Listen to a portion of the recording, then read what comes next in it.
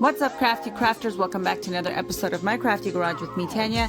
In this episode, we're going to be taking these two beach mats that I found at Dollarama and turning them into an inexpensive but awesome looking outdoor rug. Now, this took me 10 minutes to do. It was so easy. All you're going to need is some fabric glue and some hot glue. So get your glue guns ready. Preferably use the Gorilla Glue sticks as they are more durable for any weather conditions. And you're just going to overlay each edge of the mats together and glue them down.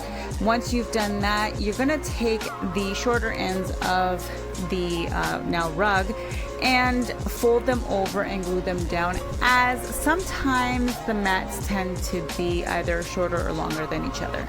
And that's it. Done. Finito. You're done. And you've got an awesome looking rug.